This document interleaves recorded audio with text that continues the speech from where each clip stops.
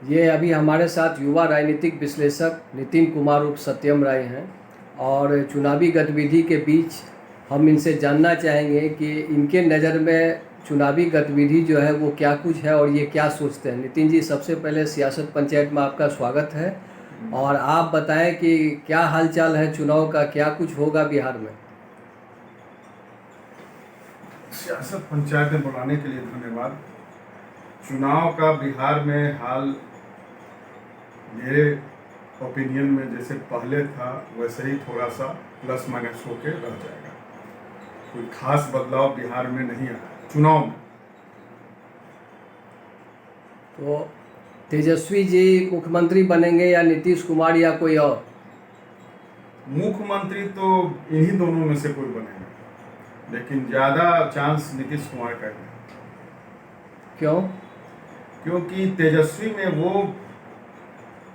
उस तरह का क्षमता अभी तक नहीं हुआ है, राजनीतिक क्षमता, कि वो मुख्यमंत्री के लेवल में असरदार प्रभाव डालते हैं। उनको लोग अभी भी एक राजनीतिक रूप में उतने परिपक्व नहीं समझते। देखो, मेहनत तो काफ़ी कर रहे हैं, लोग कह रहे हैं युवा मुख्यमंत्री हो बिहार के लिए। मेहनत करना उनका मजबूरी है, क्योंकि आरजेडी का मुख्य नेता उनका मजबूरी है आरजेडी को चलाना। लालू प्रसाद जी थोड़े से कमज़ोर हो गए हैं तो उनको चलाना उनका मजबूरी है, उनके पास भी कोई रास्ता है नहीं।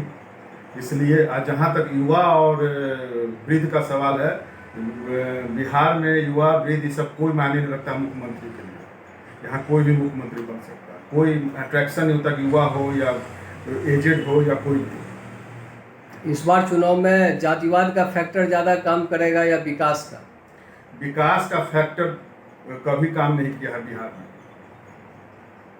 तो विकास सिर्फ पेपर पर कहने के लिए, भाषण देने के लिए होता है, लेकिन काम फाइनली अगर विकास का ही काम करता तो फिर एनडीए सरकार क्यों बार बार बोलती है जंगल राज जंगल राज? वो अपना विकास राज का वो ढोल पीट।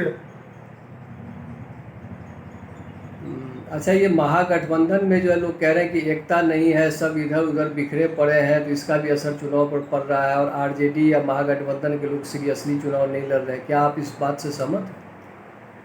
चुनाव तो आ गया तो सीरियसली तो सब लड़ ही रहे हैं, लेकिन वो अंधेरे में है कि समझ में ही नहीं आ रहा है कि ये जनता का मूड किस तरफ है। इसलिए ऐसा लग रहा है कि सीरियसली नहीं लग रहा है चुनाव। हर प्रतिद्वंदी, हर कैंडिडेट, हर पार्टी सीरियसली लड़ रही है। कहीं ऐसा तो नहीं कि वो कुछ लोग कह रहे हैं कि लालू परिवार जो है मुकदमे को लेकर के थोड़ा सा सशंकित है और इस वजह से वो लोग उतने गंभीर नहीं है जितना होना चाहिए चुनाव में? मुकदमा तो थोड़ा सा कमज़ोर कर ही देता है, लेकिन मुकदमा को वो हटा नहीं सकता। मुकदमा एक तरफ है, उसको तो उनको देखना ही पड़ेगा, साथ साथ यहाँ चुनाव भी देखना पड़ेगा। इसलिए उनको इतना मजबूत होना चाहिए कि अगर मुकदमा है तो उनको देखते हुए चुनाव को पूरा गंभीरता से उनको लड़ना पड़ेगा और शायद लड़ भी ना। दोनों खेमे में किसका पलड़ा अभी तक आपको भारी नजर आ रहा है? देखिए, मेरे 60-40 का रेशियो है। 60 एनडीए है, 40 आरजेडी है।